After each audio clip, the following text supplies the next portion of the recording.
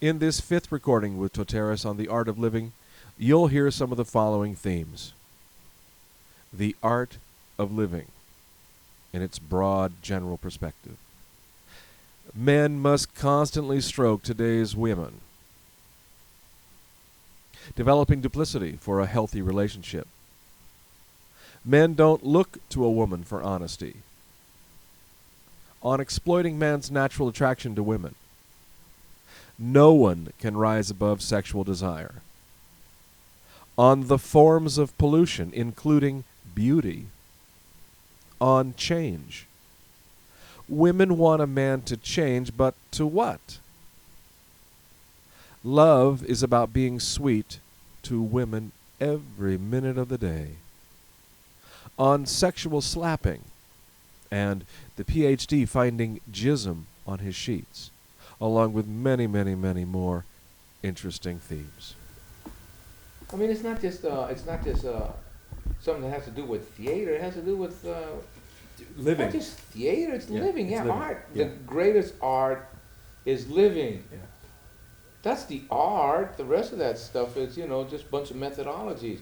The real art is in life. Living life is the art. Evdemonia, the seeking of the beautiful, the seeking of the wonderful. This is what art. If man and woman could reach that state of mind, evdemonia, to reach evdemonia together, all these things would fit together beautifully. But men and women aren't looking for evdemonia. They're looking to be individuals. They're seeking to be individuals, to stand out. It's like the masses wants to stand out and be an individual amongst the masses. Mm-hmm.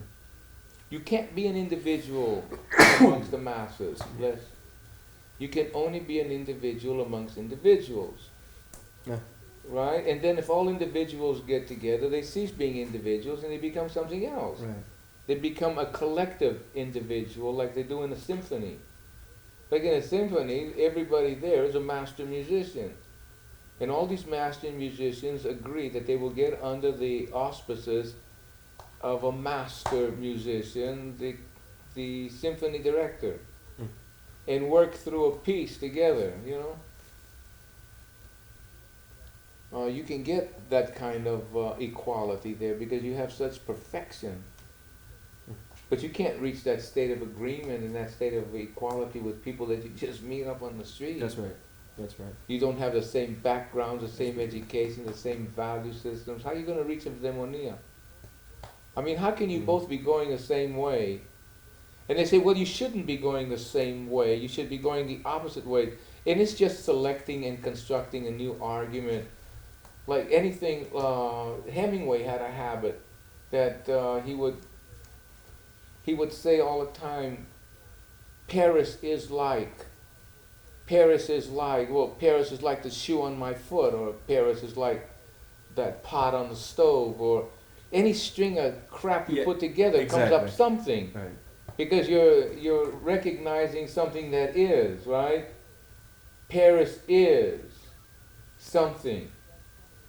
I mean, that something identifies Paris, and Paris identifies that something. That is that verb of identity. They're identifying each other, right? Right. Paris is like a bush in a room, or any goddamn. That's what's going on now. That kind of thinking is going on now. People say people should have total separate goals and identities. And if you ask why, they will just give you any other string of crap that goes along with it, in order to fulfill their destiny and their fate and their ability to develop their own potential. But won't that polarize people? Well, people can be polarized and still agree to disagree amicably. I mean, you can go on and on with that fucking Cracker Barrel thinking, Right? That's right. People do too. Where the whole thing in a nutshell is this: you constantly, if you want to keep the woman's attention, you constantly have to stroke her. You constantly have to bullshit her. When you're not feeling good, you constantly have to tell her cooking is good. When you're ready to barf, from the shit that she's put in the food. You can't bear to eat that crap no more. And you're going to have to tell her that the food's good so you won't get hurt, not give you any puss. That's the real issues, not no philosophical issue. That's the real goddamn issues, man. If you want to get along with women, you just have to learn how to con. You have to learn how to be totally duplicitous, two-faced. Not the two-faced that develops betrayal, but the two-faced that the Greek drama had, you know, happy, sad, all rolled up into one, full of... See, like, I have so much con behind me, I know so many parts, that I could be dying, man, and still have one part moving along, you know what I mean? You know what I'm saying? Yeah, I do. Like, you always see me with these ladies, I'm always, you know, cool with them, man, you know, sisters I call them, you know, this or that. If they was to fuck them, they'd have to beg me. They'd have to put money in my yellow bowl. They'd have to, you know, beg for whatever it is, favors that I would give. Because I don't have conditions. I don't give favors out on condition that. There can't be no conditions. You understand? It has to be the way it is. There can't be a condition to be with me. Like, she can't say that I'm going to be your woman if you wash every day, or if you do this. There's no conditions like that. So you're saying you don't bargain. There's no such thing. I don't want them. I never did. They've always been around, but I've never wanted them. I've always tried to avoid the bastards, man. You know why? Because I treat them good. I pay attention to them when they talk. I listen to them. I actually listen to them, right? No matter if they cook shit, I say, oh, it's excellent. You know, it's good. You know, I never complain to them. Never complain to them. They don't like it. They hate it. They have to do something else now with you. They have to find out why you're unhappy. They've developed centuries of the most wiliest attitudes, you know. It took centuries to develop this shit. They just didn't develop it overnight. Mm-hmm. You know, like, you could never find an honest-looking woman. There's no such thing as an honest woman's face. You don't look to women for honesty. Do you? I look to my wife. The only thing that you want your wife to be honest with is that she doesn't fuck anyone. Yeah, That's the only honesty we equate to women. That if you fuck someone, tell it to me. I want to know about it. That's the only honesty we equate to women. We don't equate any other honesty to them. We don't know what an honest woman's face looks like. We know what a woman's face, a beautiful woman's face looks like. What she's like, who cares? She's beautiful, I want to make it with her. Who gives a fuck if she's dishonest, she's a murderess? No, you never think of that. All you think of is you look at her legs and you see yourself in between them, and you know something is going on. You don't even know yourself what's going on. They made some study and they said that a male in his 30s thinks about a woman every 15 minutes. And a man in his 40s, it goes down to every half hour. A woman goes through his mind. A shoe maybe, you know, a silk stocking, a pair of... I had a friend of mine, man, you know, I didn't know whether the bastard was a pervert or what. Son of a bitch, are we on? Yeah. Oh, good.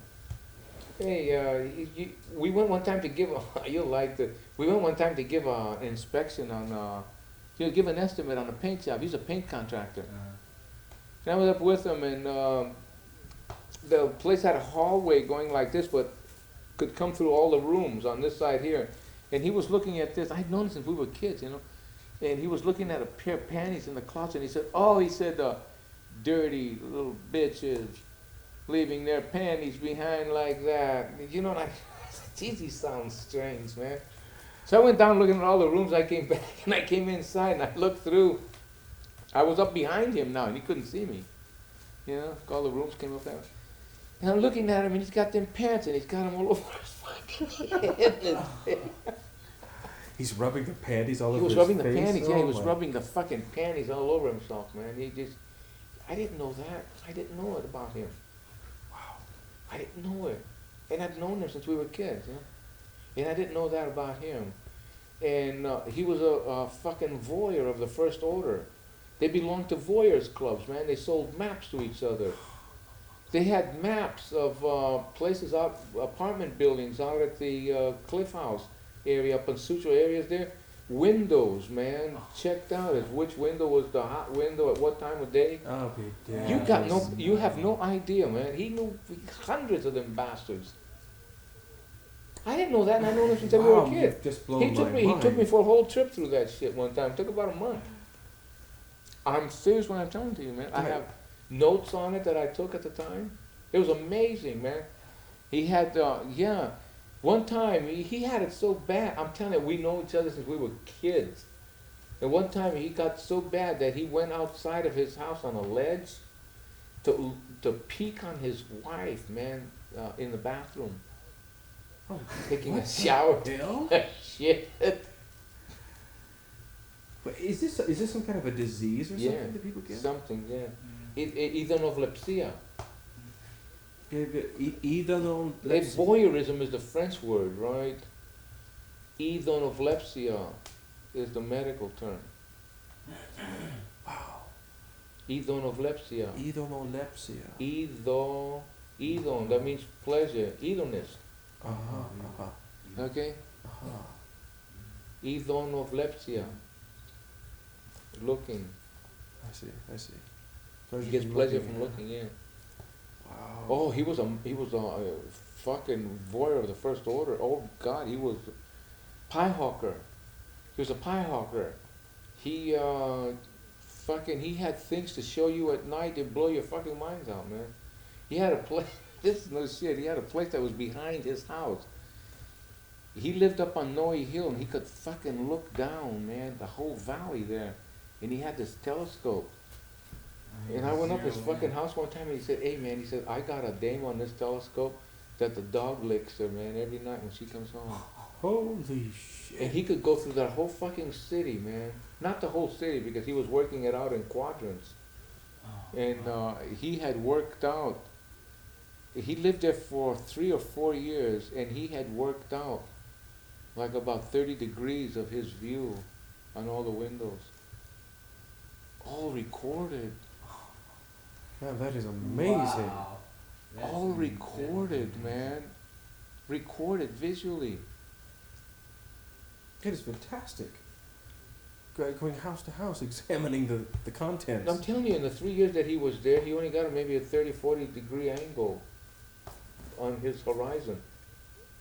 He had a lot of view. He couldn't get all the houses. They were here, there. And he had to look at them at different times of the day.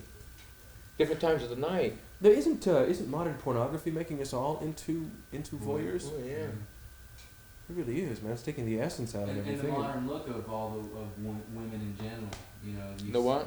The looks that are being sold to women and what they're wearing. You know, you hear that comes up a lot with men. We're all saying that, you know, you're driving down the street and you're going to get in an accident. You know, you're constantly looking at these beautifully sculpted, you know, women that have the hair is all perfect and Get the secretary look. yeah, the high heels and There you are. You see, you're looking at that. You don't know who she is, or you don't give a shit. No. Well, we're attracted to it anyway, though. You don't care if she got chlamydia in her cunt, Yeah. or it's AIDS, or she's a psychopath, or Yeah, that doesn't come into your mind. no, it don't come in, or she shades. never washes her cunt, or crap like that. Yeah, we're attracted nonetheless, though, to that. You're outward attracted to image. that fucking, that outer look. Mm-hmm. And it's that outer look that they've exploited the man about. You are more exploited by the woman and the image of the woman than the woman is exploited by the image of the man. Yeah, but hasn't it really been man exploiting man's desire for the woman? Only because Yeah. women know that they get high paid, man, for doing that. Oh no, the men are merely utilizing something that women do naturally. It's just like I asked a guy, how do you train that dog to do that? He said, that dog does that naturally. He says, I just put it in order. I put his movements in order. But you're saying that the woman naturally has ways in which to manipulate the man? Well, Yeah. look, like on a woman's face, the only face that a woman has that ever saved her ass was the sexual look. If you ever been in Arabic countries where they use the silab, the veils, you know, they've developed such beautiful eyes. You have no idea, man. The eyes are just so beautiful. I mean, she might have a big hook nose and twisted fat lips, but not the eyes are so expressive. They can talk to you. The eyes, the eyebrows, man, the eyelashes, everything is just for that. And I mean, and it's they're not sending you, you know, some intelligent message. They're sending you a message of desire. I mean, a woman has always taken advantage of that feeling that man has desire for them. And they somehow or other get pleasure out of being desired. Yeah, I think that's true. The women I've been with definitely get pleasure out of being desired. The stiffer my dick is, the more they seem to enjoy it. Right? The more they know that they've got me under their control. Oh, yeah. Oh, absolutely. Oh, yeah. And this kind of activity, you see, man has been laid in that state of captivity with this kind of crap for centuries. In fact, I used to have a woman that would, whenever I was out catting around or seeing other girls, this girl was real possessive. We'd get back together and she'd immediately grab my balls and start massaging my balls. She'd go right to it, wanting to make me, you know, get right back under her control. Right? That's the thing that she had over me. That's all they have over you. If you stop to think what control a woman has over you, it's her sex. There's no other controls that she has. I guess right down at the bottom of it, that's true. It's not even, it's at the top part. It's the most obvious part.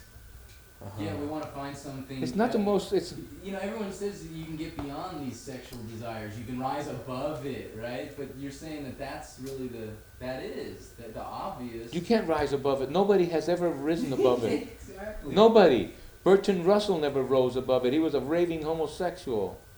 I mean, nobody has ever risen above sex. I don't give a shit who you are. Yeah, The but popes of Rome never rose above sex. The Society of Jesus, the Jebbies, are filled with homosexuals. I mean, nobody has ever been able to abstain from it one way or another. It's a driving force. That's what made the skies up there. It's the driving force of nature. Yeah, but isn't that what modern man is being asked to do and dealing now in the modern workplace with women and men? Negotiating. Well, you're just not supposed to recognize the sexual attractions with each other. You're supposed to put all that aside and get the job done. That's right. They're tampering with that. They're tampering with the natural patterns of attraction. They've told you if you want your job, you better control your sex desires. Yeah, they're tampering with it. The guy is giving him. That's why they're all going to therapists. Look, this is purely my own feelings toward it, but there's a multitude. To use the word pollution, all right. There's a multitude forms of pollution. It's just not atmospheric pollution. There's other forms. There's pollution, audio pollutions. There's visual pollutions, and there's emotional pollutions. The world has been polluted with beauty, right? I mean, I've been in beaches in Europe where all the women were naked, man. Just every one of them was fucking naked. And all of a sudden, you saw seals on the Pribilof Islands, or seagulls on some rock, or seagulls in the dump. It had no more meaning. You know, it had no more meaning. It was just one more piece of flesh, you know, that was there. So it's, you know, at a certain point, that natural attraction turns into absurdity, right? Yeah, right. Like this guy that I knew him well, and he used to love to take photographs of women's legs and men's legs and fool people, you know, in his photographs. And he put together a man, looked from the back, and you swear it was a fucking woman. And you know, it'd make you get turned on with male figures posing as women. So I mean, you know, then he would take. They had one of his photographs. You know who bought his photograph, man? A Hustler magazine. Is that right? One of his photographs, yeah. And what it was a beautiful fucking woman. Beautiful, man. Dressed all that shit, and he got her. she got drunk and all that shit and photographed her and pissed, man, you know. Just shit, filled with piss, shit and puke and everything like that. And I mean, he showed beauty, decayed in front of you. Oh wow, that's beautiful. Oh, That's truly beautiful, right? Yeah, it was. It really was. Because you look at it and you say, Jesus, it's so beautiful. But then you take away all that other parts and you start seeing other things. It's the makeup. It's all this highlight. It's all for some fucking reason. Like as far as we know, that women have been painting themselves all the way back into the Paleolithic period. Right. The women have been painting themselves, painting their eyes and shit like that to attract the male. And there's been a lot of theories as to why this is so. And some theories they've taken from the study of birds. Matter of fact, they're doing a big series of tests now at the University of Chicago concerning the putting of tails on certain species of birds and other birds without these tails to see what the females are attracted to. And it seemed like females would paint themselves up and just wander about the male for male to pick them up, to attract them, or attractive to the male, to stand out to the male.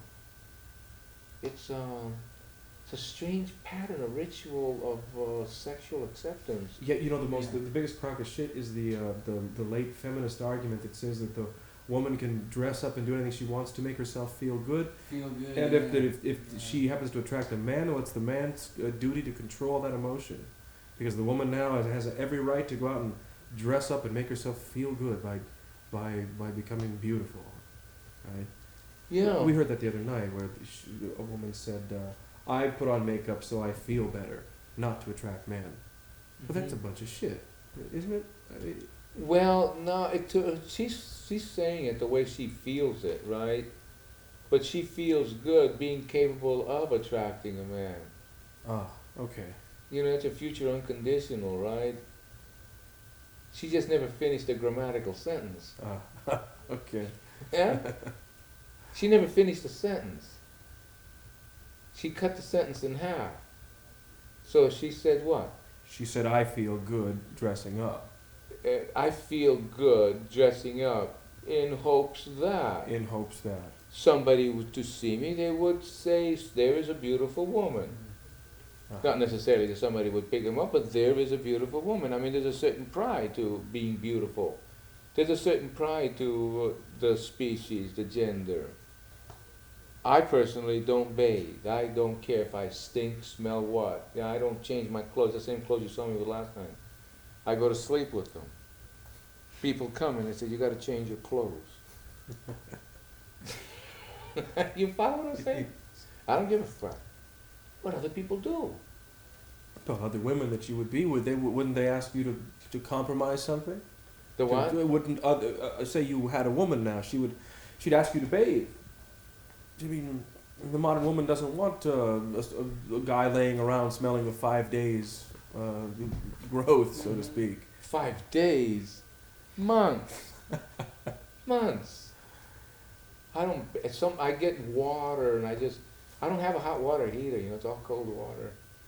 I get water and I get fucked up, I get overheated or something, I just pour water over me. That's all I ever bathe. I don't bathe and I'll stick my head under the faucet. My head hasn't seen shampoo in 20 years. I stick my head under the faucet and that's it, Whenever the urge comes, I haven't been under a shower in I don't know how long, or into a bathtub. Haven't been in a bathtub since I was in England. So literally you haven't jumped in the water since then. Yeah, that's fine, but to deal with a modern woman, she's not going to allow that. She'd have to. I find no embarrassment or shamelessness or anything about it. That's just the way I am. You know what I'm saying? Right, and if she can put up with that, she has to. I don't care if she can put up or not.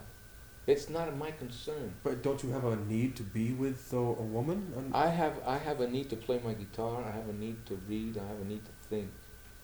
The rest of it is whether it comes or doesn't come. It's not my concern. It really isn't. If it's here, I enjoy it. I like somebody washing the dishes. I don't want to wash them. Yeah, I don't want to. You understand? But surely the conversation of a woman doesn't necessarily, send me into tithers. What is it that I want from a woman? What is it that I want from a woman? I want to, if the need should appear, to fuck her. What else do I want from a woman? Maybe to have children with her. Yes. What else do I want from? I'm asking questions. What else do I want from a woman? What do I want from a woman? At one age, I didn't even know what I wanted from a woman. I just wanted a woman. You wanted a woman. Boy, that sounds. I didn't even know why I wanted Yeah. a woman. I just wanted a woman. Oh. That's at a certain age, though. Now the modern woman would have the argument right back on you, saying, "What do you, what do I want from a man?" I don't know. You know? I don't know what it is that you want from a man. Whatever a woman needs, a woman of your condition, a woman of your shape, a woman of your means, education, background, culture would want. Maybe you're satisfied with A, B, or C, I tell you the truth that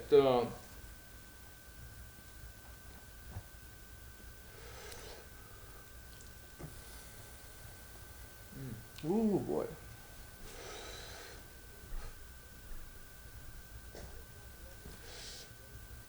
I was more in love with love than I was with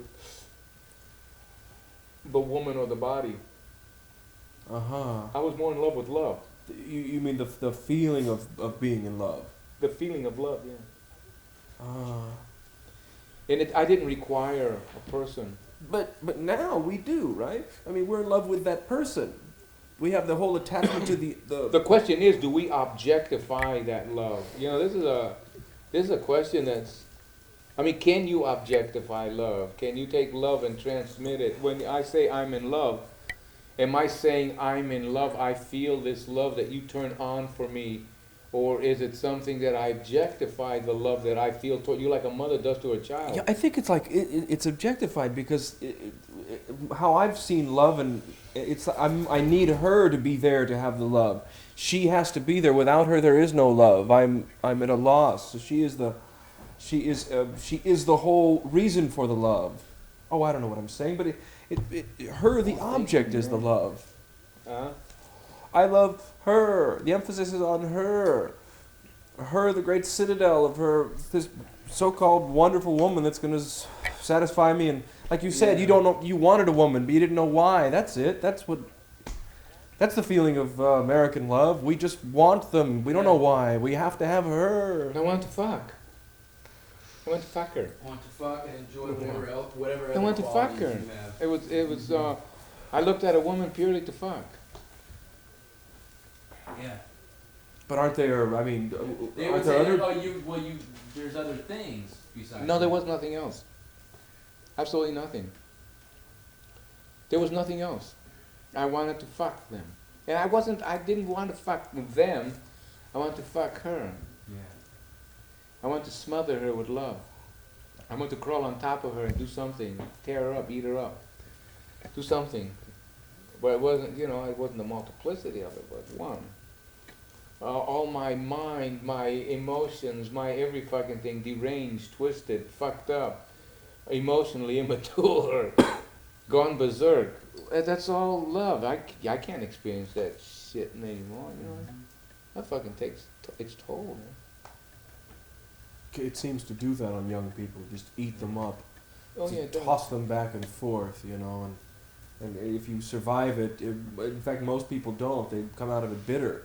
Divorced 2 times by the time they're 25, maybe a kid. Yeah, a couple kids. Bitter and burdened with alimony payments. Single mothers. Yeah, everyone is a single mother. Everyone's been Single mothers divorced. everywhere. Yeah. I think And now the single mothers are saying, well, it's fine. It's better to have it single. I can bring up the kid. They're having to adapt. Yeah. People she are. has to say fine. She can't say it's not fine. Yeah, right. Yeah. You that's can't it. survive in a situation where you deplore the situation. Right, you commit suicide, don't you? Well, you would have to, yeah. So she accepts the situation. The situation is good. It's men come and go.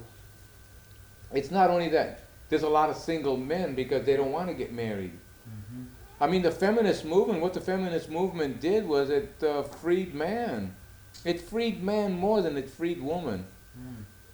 Wait, I don't understand. How did It freed man from the obligation that had been imposed on him, through that Victorian period of thinking. An obligation had been imposed on man, a severe obligation, a duty. To support the family? To the family, right? Yeah, to support the family. But in one way, I really feel that men are they're feeling a loss from what's happened with the feminist movement. It's as if something's been taken away from them. Like, you're saying that thing that's been taken away is really a freedom. Yet we're not seeing it like that, though. I think because everyone's running to these Robert Bly meetings, getting balanced and bonded and healing their wounds and this type of thing, right? But we're not seeing these people aren't, what these people want to feel is nothing. These people can't handle any feelings. They want, Robert Bly is telling them to feel nothing. He's not telling him to feel things. He's not telling him to become deranged from feeling. I just told you when I was in love, I was deranged. Deranged. I threatened to burn the whole monastery down, man.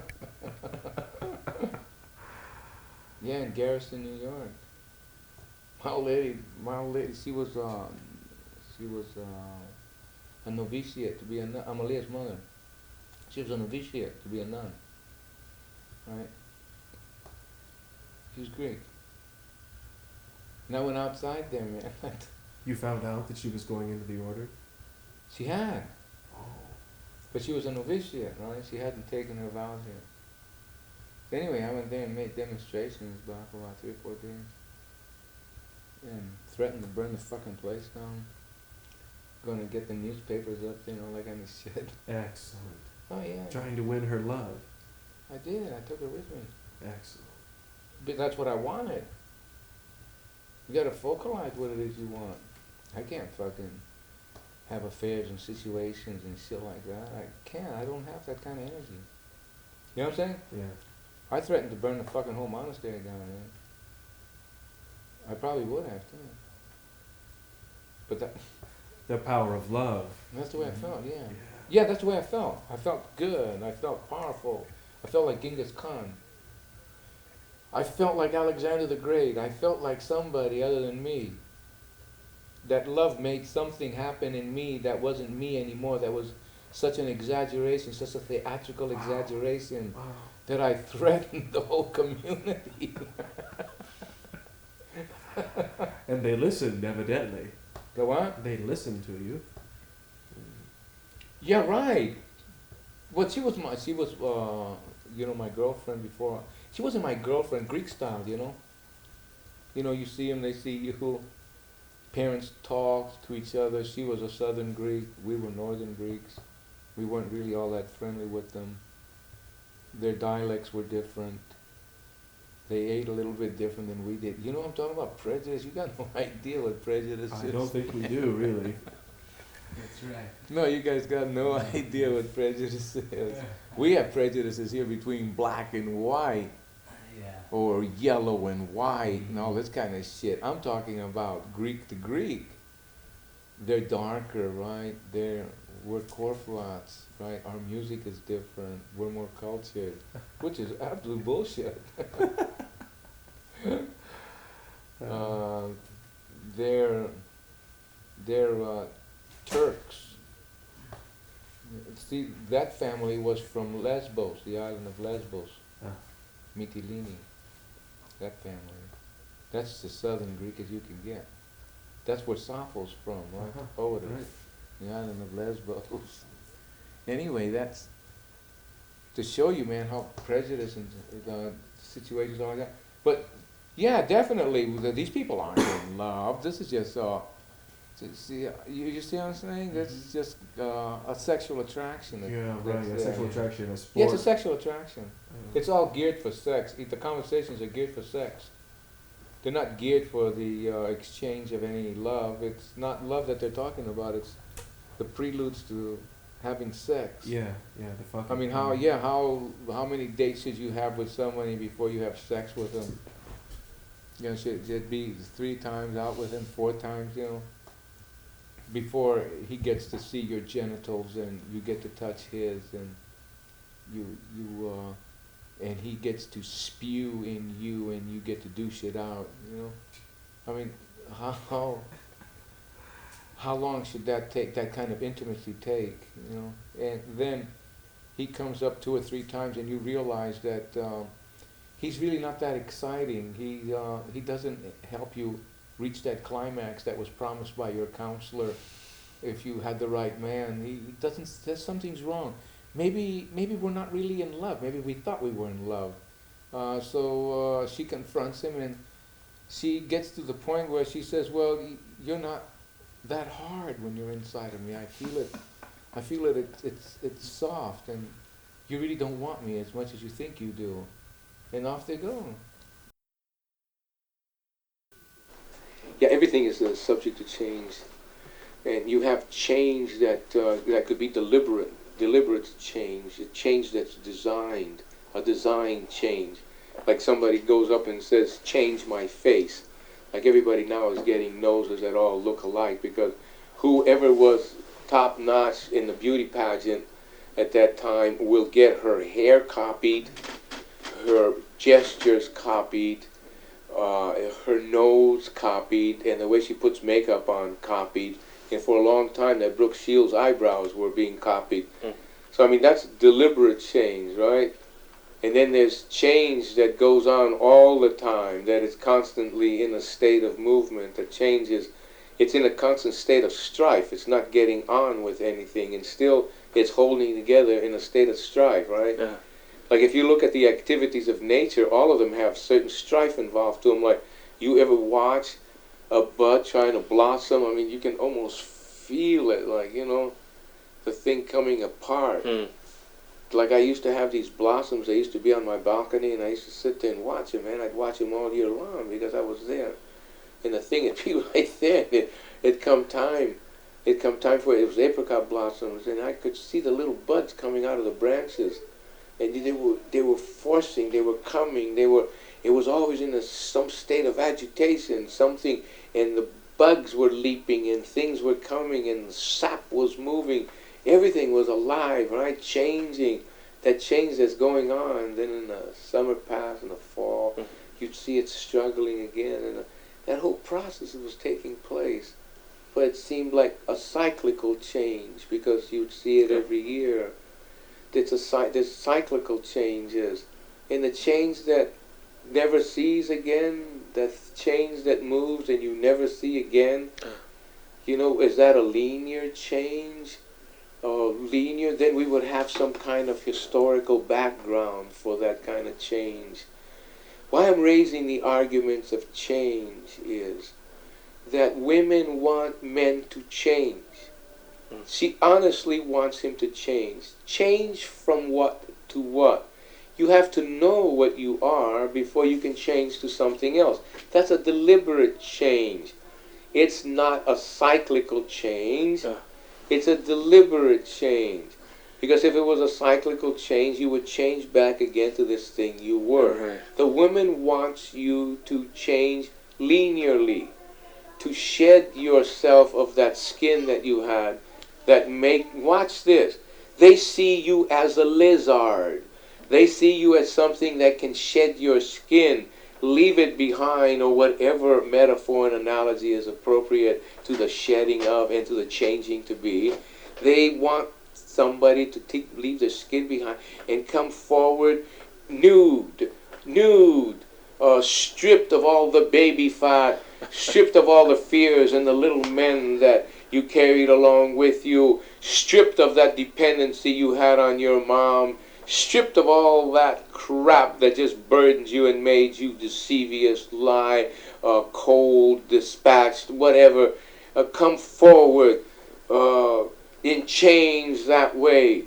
They want you to change, you see, but they're not telling you change into what. They're telling you to change, to get rid of your skin, to get rid of whatever it is that makes you, to get rid of it. Tell me, what is it that you want me to get rid of? Well, you blow air through your teeth. Get rid of the bad habits. get rid of this, get rid of, and appropriately so, because these habits now annoy other people, like people clicking their teeth, people constantly going, like Albright, when Albright's ready to go, yeah. I asked him if he would try farting sometimes. I said, just to change it a bit, you know what I mean? Why don't you try farting for me? Change, right? They want you to change, but they're not telling you what to change. They're just telling you to get rid of what it is that makes you up. Well, you definitely don't want me. Yeah. You definitely don't want me. If you want me to change anything I have, you don't, isn't that right? I think so. Yeah, you don't want me. You want somebody else. You want somebody else. If I have to tell the person, change the way you're talking, change the way you're looking, you ought to consider yourself a little more, with a little more dignity, with a little more respect. Change the habits that you have. Change. Well, you say, holy shit, I'll do, but what do I do then? Let's say, for instance, you told me to bathe every day. Well, then, all right, I will. I'll bathe every goddamn day. But then what? What do I do then? I mean, what do I do with that chill that goes through me, with that awfulness of looking at water? You see what I'm saying? Change, but allow me to do what? They're not. So the woman says, I don't know. I don't know. But I know one thing, the woman is saying. I know that you've subjugated me. I know that you've exploited me. I know that you've used me as a whore. I know that you've done all these things. I know that you wanted me to sit and listen to the dumbest things anybody could think of, with awe struck in my face. My eyebrows raised, my jaw dropped, total interest in what you're saying. You wanted me to be a mama to that goddamn kitty, or something that you considered me to be just the vessel of, and now you walk around proudly calling him your son, my son. The women have gotten tired of this, you see. I mean, I don't want to speak on behalf of women, but women have gotten tired of the male, the way the male is. He wants. He never stops wanting. So the woman says, change, man. Don't keep wanting all these goddamn things. Change. Let me want something too. Listen to me. I want something too. It's always you that wants. You never allow me to want anything. Exactly. Not only that, but you want me to be lustful and totally depraved every time we're going to make love. You want me to march around with the most depraved fucking clothes, and what you brought me for my birthday was depraved clothes. Bring nothing to their birthday. That way they can't accuse you of anything. Wow. Be sweet to them all the time, man. All the time. Birthday every day, sweetheart. Every day is birthday for them. Sweet to them every fucking day, man. You follow me? Right. That's what love is about. Yeah. Love is about being sweet every fucking minute they're with you, man. Sweet. You don't have to be tough on them. Be sweet. Hit them, though. Teach them how they can be hit by constantly working out your moves on them in a loving, sweet way. Right? You know what I'm saying? So they feel that. But they feel it in a loving way as opposed to an aggressive. You know, you could slap a person in a loving way and the man would come all over himself. A woman slap a man sexually, he'd piss all over his pants. I don't think the American male knows how to, nor does the American female know how to slap sexually. This is a prerogative. This is a prerogative only of Mediterraneans, of hot-blooded women who are fucking violent. And they're violent women, man. They fucking get a knife and stab you with it. They're violent women. They're women who have been, like Medea, scorned, man. Don't you remember Kazantzakis in his work, Zorba told me, you don't scorn women, man. That's right. They ask you to make love and you say, no, you got yourself an enemy. You don't have a friend anymore. You know what I mean? That's right. So a woman's feelings are different than a man's feelings in the fact as to what she considers to be love. And she's telling the male, but in one respect the woman is right. In one respect you can't argue against her. It's in the demand that she's making, the construction of demand. She snatched that from some military manual, from some depraved man's head. She's arguing Freud as to the penis complex or the penis envy. arguing Freud with Freud's own argument that Freud was wrong. Who gives a shit? Like the Gordian knot. Alexander the Great couldn't untie the knot. He took a sword and sliced it. The smart man would have walked away. Right? Right? Right. Exactly. Like what? Lady Caroline Lamb, she told Wellington when Wellington said, yes, he was fucking her. And he said, yes, he said, but I beat Napoleon. And she said, yes, you will be remembered as the one who beat Napoleon, but Napoleon will be remembered as himself, Napoleon. Huh? Remembered as him, man. You're something so different, something so beyond what people are all about, something that is so dynamic that from then on in you can either go with it or go against it. The women want a man in a sense for their feelings. She wants a man to have for her feelings. Women really can go without sex as long as their feelings are satisfied. When their feelings aren't satisfied, man, it turns into sex. With a man, when his feelings are screwed up, he can't have sex. Exactly. If he's disturbed, he's this, he's that, he's totally impotent. It's the exact opposite with a woman. She becomes very sexually active, man. You know, so the male now, he gets there and he doesn't do nothing for her feelings, not as an American woman, not as a modern woman, not as any of that shit, but as a goddamn female. A fucking female that was the same female 3 million years ago. The same female that swung on the fucking tree with me. You see, way back then, she was a female, and she's a female now. The only thing is, she doesn't think she's a female anymore because she's been reflected off that sissy man. The men today who are buying Bly, Keane, and the rest of them is the man in between the wars. It's not the ones who fought the wars. The ones who fought the wars know who the fuck they are. The veterans, every veteran of a battle knows who he is. He knows how scared he is. These men are scared and don't know why they're scared. You see, a veteran knows what scared him, man. These people don't know what scares them. They buy it as an image. These people, not only are they pre-literate, they're pre-imaged. Their images comes from an image of an image. Their image comes from what the ancient Greeks used to call the simra, man. The inner part of the fantasy. The simra, you know, it becomes hell, the simra, because it is the fantasy of the fantasy. It's the fantasy of the... Let's say, for instance, that it's the fantasy of the imagination. It goes into paranoia. Wow. It goes into deep-rooted madness. This is the way the ancients used to be able to explain the inner workings of the mind. You see, what happened in ancient times, man split from the natural philosophies to the psychological, introspective philosophies, and that big split took place with the sophists. So Plato is more from the sophistic school, from the school of Gorgias, as he is from the school, let's say, of Thales, Anaximanders, or Heraclitus. He moves into that school, but he now rejects all poetry, he rejects all activities of the imagination as being the works of madness. As being the works, see, being touched by the muses means to be mad, right?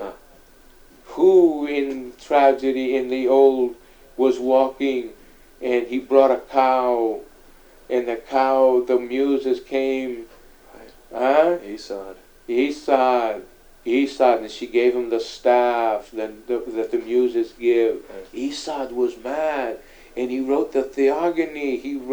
He listed where the gods belong. He wrote the hierarchy of the gods.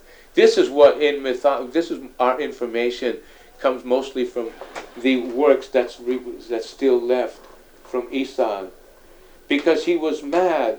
Plato knew that madness like that can't be trusted. He needed reason.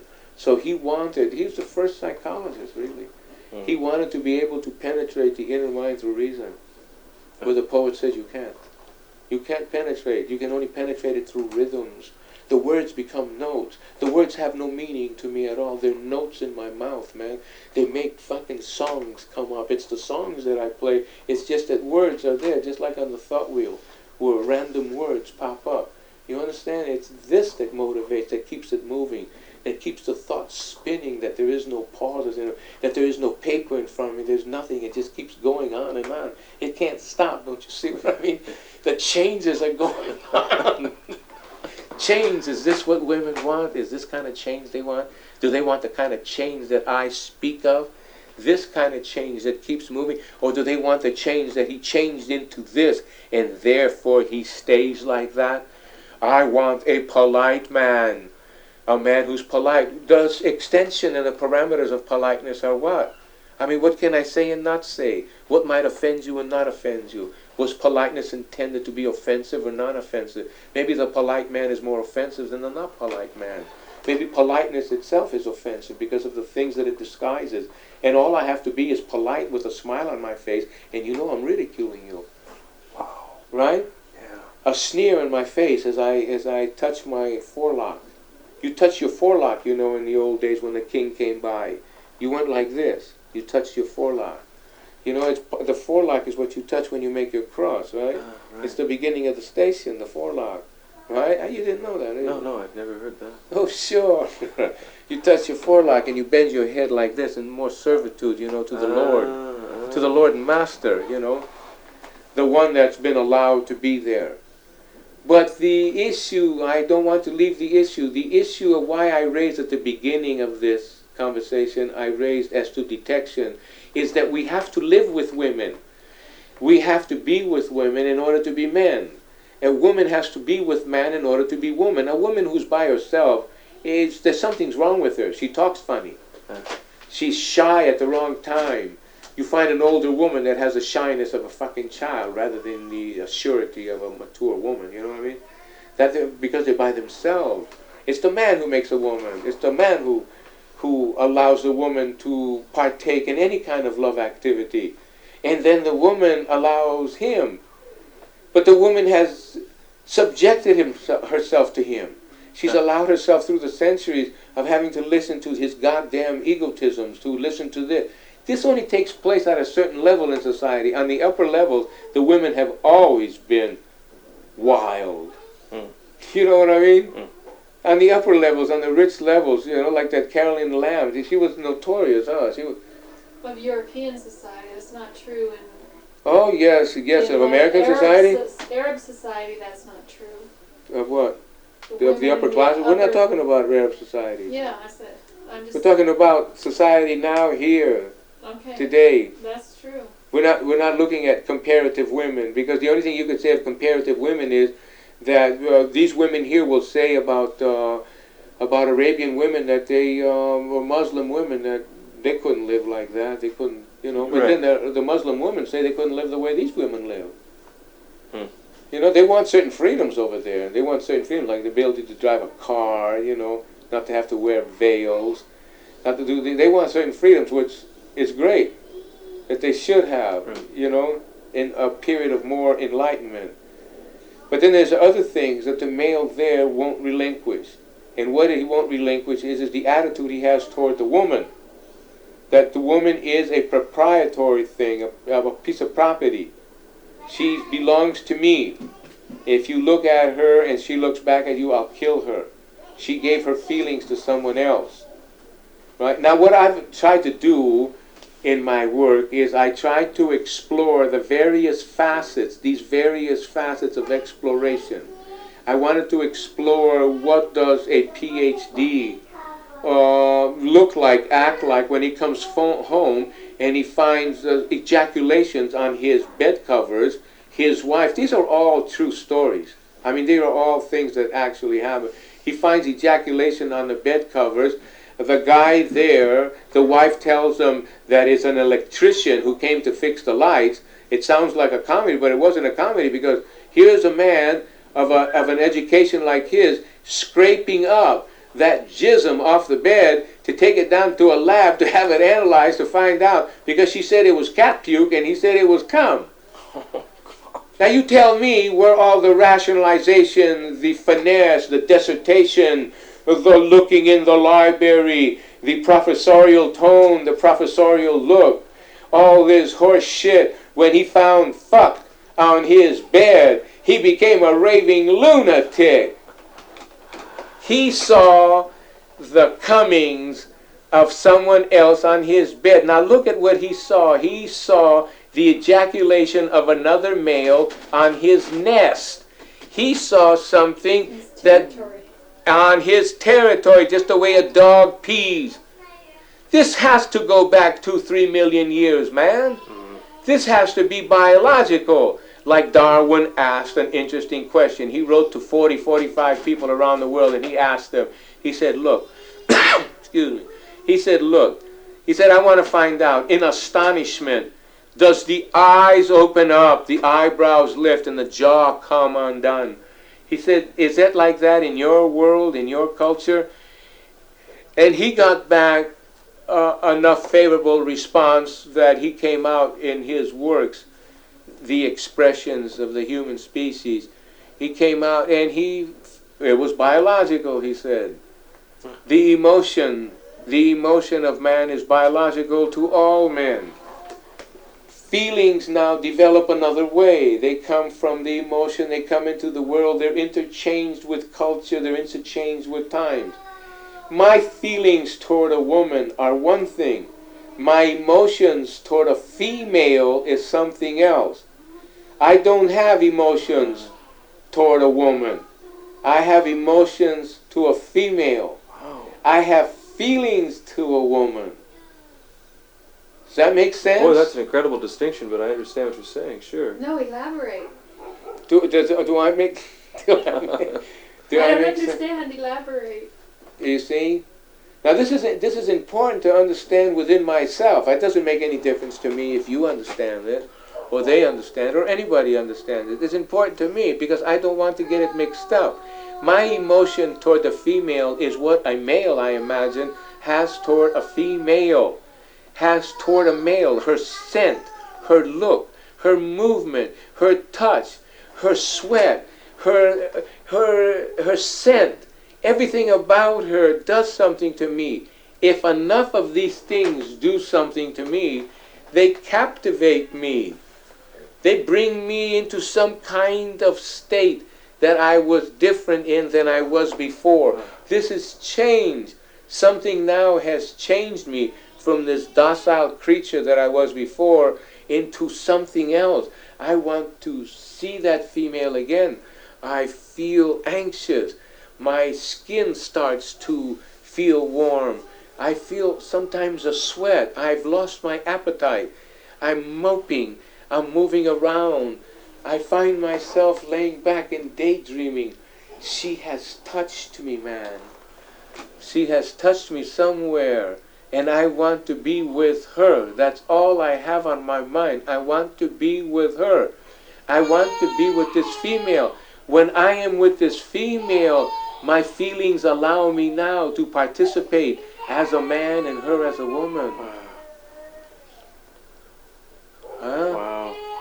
Does that make That's sense? beautiful, man. Does that make sense? That makes sense. So when the woman asks the man to change, she's asking for what? She doesn't know. What we must see is that man realizes now the potential in him.